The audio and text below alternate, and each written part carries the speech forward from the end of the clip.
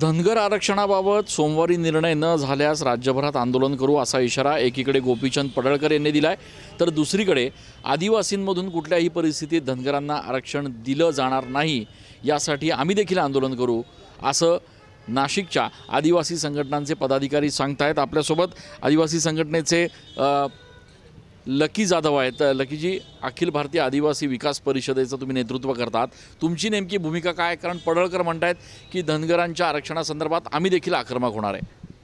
पडळकर हा बालिश बुद्धीचा आहे।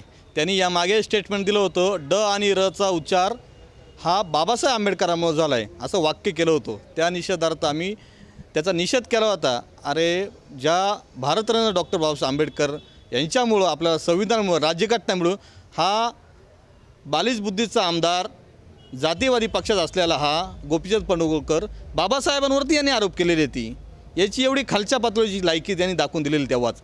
परंतु यांनी जे त्याच्या समाजाला अल्टिमेट दिला असेल, आंदोलन करू आरक्षण नाही मिळालं, तो जर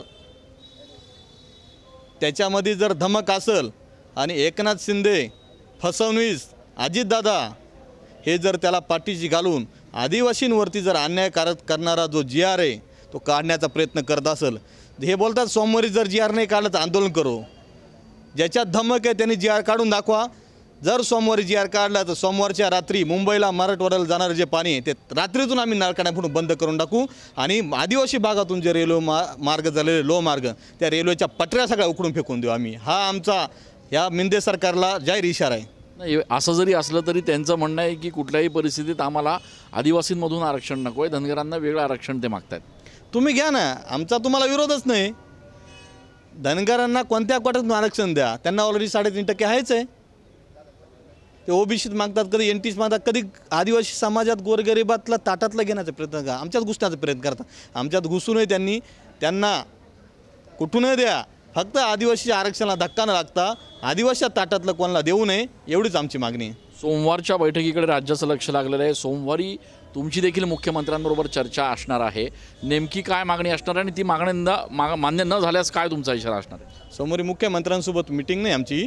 आदिवासी समाजाचे जेवढे माजी मंत्री आहेत, माजी आमदार आहेत, माजी खासदार आहेत, माजी सर्व राज्यातील संघटना, सर्व पक्षीय पदाधिकारी सगळ्यांची एक मुंबई येथे मीटिंग बोलवलेली आहे। आज आदिवासी समाज पहिल्यांदा एकत्र येतोय आणि त्या दिवशी हे आंदोलनाची दिशा ठरवून या आदिवासीच्या विरोधात घेतणाऱ्या सरकारच्या बोकाटीवर बसून आम्हाला न्याय मिळवून घेणार आहे। खूप खूप धन्यवाद। लकी जाधव यांनी देखील या ठिकाणी इशारा दिलेला आहे की जर आदिवासींमधून धनगरांना आरक्षण देण्याच्या GR संदर्भात निर्णय झाला तर मुंबईला जाणारं, मराठवाड्याला जाणारं पाणी हे नाशिकमधून जाऊ दिलं जाणार नाही।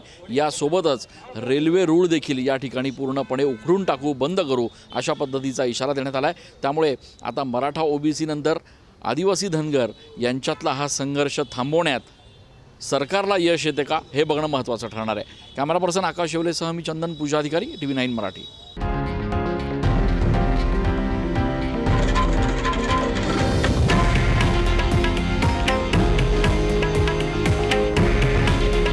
हे आहे देशातील नंबर 1 न्यूज नेटवर्क आणि आपण पाहत आहात TV9 मराठी।